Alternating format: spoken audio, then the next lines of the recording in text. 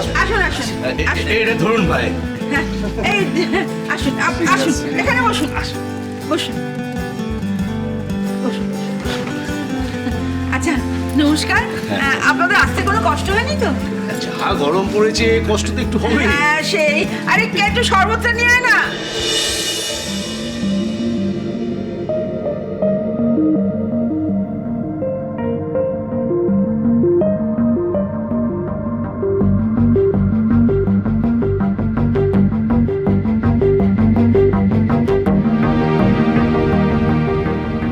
এইটুকু বাচ্চা ছেলে শরবত নিয়ে আসছে।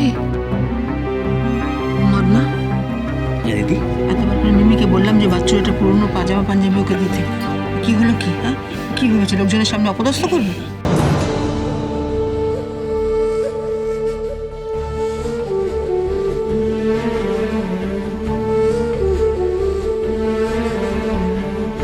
তুমি কে?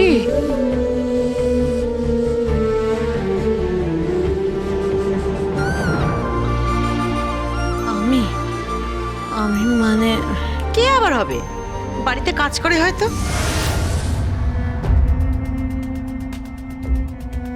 বলছি আমাকে না এরকম একটা বাচ্চা পেলে দেবেন, হ্যাঁ, তাহলে বাড়িতে অ্যাটলিস্ট কাজের লোকের অসুবিধাটা না মিটে যায়। আসলে জানেন তো আজকাল দিন রাতের লোক টেকেই না, আর তার উপর যে এই আয়া সেন্টারগুলো হয়েছে, এরা যা চার্জ বাড়িয়ে দিচ্ছে না আজকাল, আপনি চিন্তা করতে পারবেন না। আপনাদের কোনো কষ্ট হয় না যে শিশুদের দিয়ে কাজ করার? এটা করবেন না, শিশুরা দেশের ভবিষ্যৎ, ওদের দিয়ে কাজ করাতে নেই। আর কতটুকু আর বয়স বলুন তো? আমাদের মতন ছেলেমেয়েরা এই বয়সে খেলবে তো, হইচই করবে, আর আপনারা বলছে তারা কাজ করবে। এইরকম বাচ্চা যদি আপনার বাড়িতে থাকে তাহলে সে স্কুলে পড়বে। এটা কিন্তু অন্যায়।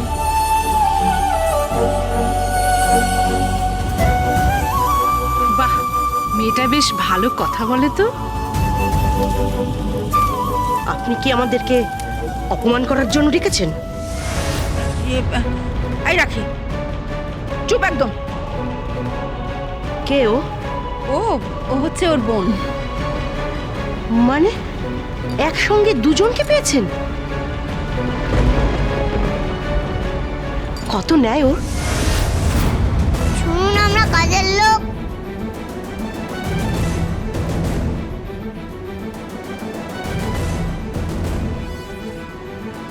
আগে মাস গেলে খাওয়া পড়া আর থাকা। সে কি টাকা পয়সা দেয় না? না, বাবা, আপনি তো লটারি পেয়েছেন। এরকম পেলে আমাকে দিন না, এই প্লিজ, এই ছোট্ট মেয়েটাকে আমাকে দিন না, ও আমাকে কাজ করবে আমার বাড়িতে। হ্যাঁ, একবেলা কাজের জন্য নিয়ে যান, হাড়ে দুব্বো গজিয়ে দেবো।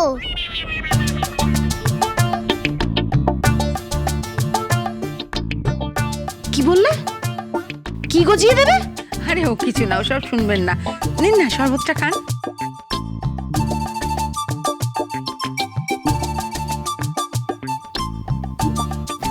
আপনার হাজবেন্ডকে দেখছি না।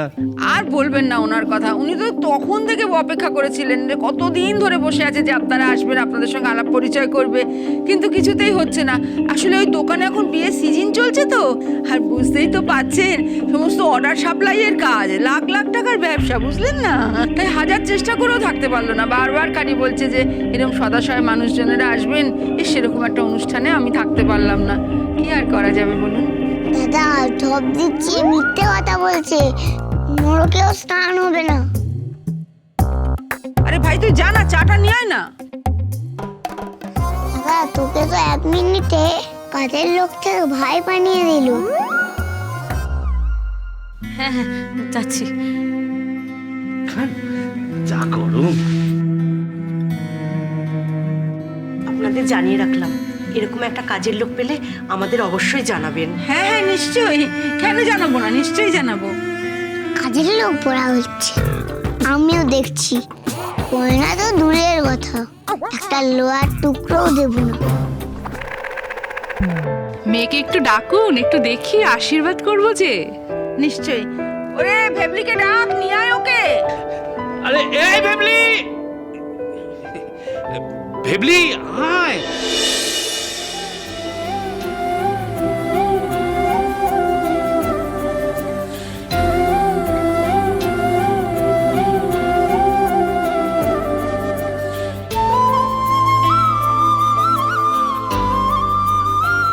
বুঝলি? বাহ, আয় আয় আয় শিগগির আয়। নে প্রণাম কর। আরে থাক মা, থাক থাক। বাহ, অপূর্ব মুখ। বাহ, এরকম বৌমাই তো চাই। আয় এদিকে আয়।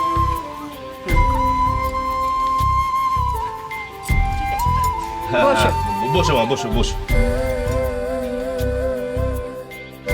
তা তুমি কতদূর পড়াশোনা করেছো?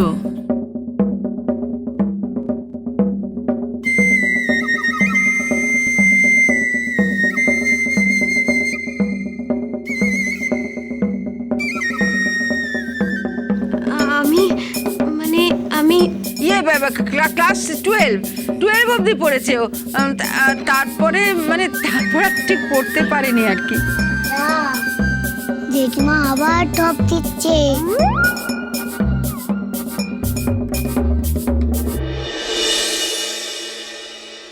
ও আচ্ছা আচ্ছা, ক্লাস 12 অবধি পড়াশোনা করেছে। ঠিক আছে, আমরা গ্র্যাজুয়েশন মাস্টার্স সব করিয়ে নেব। আমার ছেলে না পড়াশোনা খুব ভালোবাসে। ওর বোধহয় স্কুলের চাকরিটাও হয়ে যাবে। ও তা তো হবে, ভালো ছেলে, ভালো পরিবার। আচ্ছা, তোমার মা কোথায়? ওর মার কথা আর বলবেন না। দেখুন না, ঠাকুর ঘরে বসে বসে খালি মাথা ঢুকছে, যাতে এই সম্বন্ধটা পাকা হয়ে যায়। মানে বুঝতেই তো পাচ্ছেন, বিধবা মানুষ, স্বামী নেই। সে তো নিশ্চয়ই, সে তো নিশ্চয়ই। দাদা আবার টপ দিচ্ছে। শিবলি দিদির মা বাথরুমে বসে মাথায় শ্যাম্পু করছে আর ওই হিন্দি গানটা গাইছে, সেজে গুজে নাকি আসবে কানে। আর এইদিকে ওরা এসে বসে আছে, দরজা ধাক্কা দিচ্ছি, বেড়াচ্ছে না আর কিছুতেই।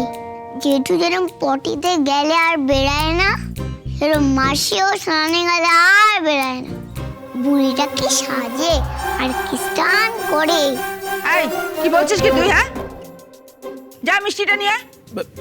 না না না, মিষ্টির দরকার নেই, সুগার আছে। কি বলছেন? মিষ্টি মুখ না করলে হয়? আমরা বরং মেয়েকে আশীর্বাদের ব্যাপারটা সেরে ফেলি। না না, আগে মিষ্টিটা খান, যা মিষ্টিটা নিয়ে আয়।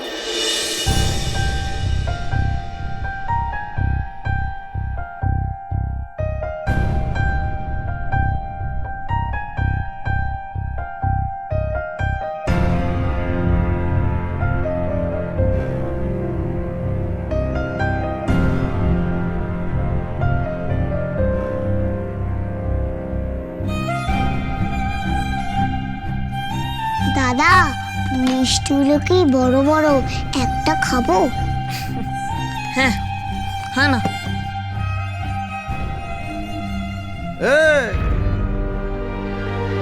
এই কি খাচ্ছিস? মিষ্টি খাচ্ছিস? রাখ রাখ।